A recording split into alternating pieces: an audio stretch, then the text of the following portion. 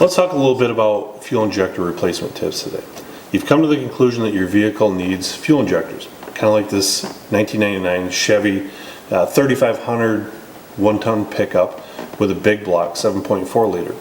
We've tested to make sure that we've got adequate compression. We've tested the ignition system, make sure that we've got adequate spark and the timing is occurring at the right moment. We came to the conclusion that we're lacking the proper amount of fuel here. Part of that, also, we have to make sure that we have good B+ voltage going to the injector. We also had to make sure that the PCM, or the vehicle's computer, was commanding the injector on for the appropriate amount of time. Once we've tested all that, ensured everything was okay, we came to the conclusion that we had a faulty fuel injector. So we've removed the intake manifold, removed some of the AC system, got down to the fuel rail, and removed our fuel injectors. Now it's time to do a little bit of a failure analysis. What caused the previous ones to go bad? How do we prevent that from happening again? Well, on this particular fuel injector, as you can see here, there's a little screen on the top of it. Now the screen on 4 out of the 8 injectors on this particular truck were full of rust or debris, some type of sediment. Where did that come from? How do we prevent that from reoccurring?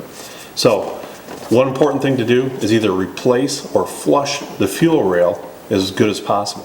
Some of these things, there's a lot of baffles in here, a lot of tight areas, very difficult to clean. In that instance, you're going to be replacing the fuel rail. This particular one, we were able to clean pretty well, and we still had to flush the rest of the system. Some vehicles, it might be necessary to drop the fuel tank and look for further contamination there. Maybe part of the tank was coming apart, maybe you've got a lot of rust, other contamination there. Always a good idea to inspect for that. By comparison, let's take a look at a brand new fuel injector. Now it's much cleaner. You can see down in there, you can see a little bit of that inlet screen in there. This is what we want to keep it looking like this for a long time. So also, regardless, whatever vehicle you're servicing, anytime you're replacing fuel injectors, protect your investment by installing a new fuel filter. Now this is what the fuel filter looks on this 1-ton Chevy truck. This is actually mounted down in the frame rail. And so we're going to have to go down below later on to install a brand new filter. On your particular vehicle, it could be located wherever. Some of them are even in the tank.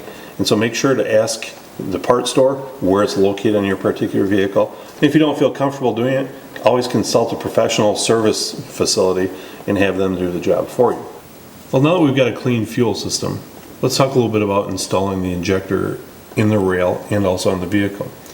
Now, we've got an O-ring on the top of the injector, which is going to seal it off at the fuel rail. We've also got an O-ring at the bottom of the injector, which is going to seal it in the intake manifold. Now, rather than fighting these things and risking cutting an O-ring or rolling it over, it's very important to lubricate these. Now, for example here, I'm using a little bit of a transmission assembly gel here. I'm going to very lightly lubricate this O-ring.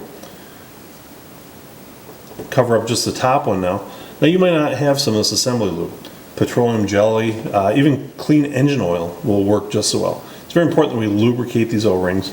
And now to the fuel rail, with a slight twisting motion, we're going to apply some slight pressure, and it slides in there and seals very good. We're now going to take our clip, lock it in place. We'll take our electrical connector, pop it on, make sure we get a good positive lock there. We don't want anything coming loose later on while the vehicle's running. We're going to repeat this process for all 8 injectors. Now our rail is going to be ready to install in the vehicle. Alright, well, we've now got our injectors installed in the rail. Now it's time to clean out the ports on the intake manifold. So as you can see, there's a little bit of debris built up on each of these. So in this instance, I've got a little specially designed brush for it.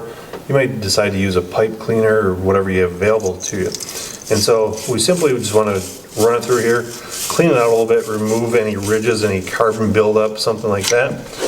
And you can see that we've removed a lot of that. Now I just take a screwdriver with a rag wrapped around it and just very gently clean it out. Now we've got a good clean surface that our O-ring is going to seat against.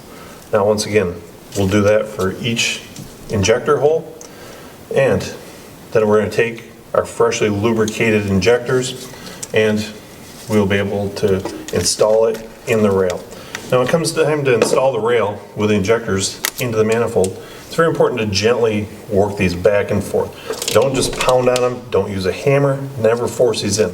Sometimes we might have to grab some of the injectors individually and rotate them very slightly in order to coax them into the hole. and apply slight pressure to it, work them evenly, all 8 of them, until it seats fully. Now we can tighten our hold down bolts properly.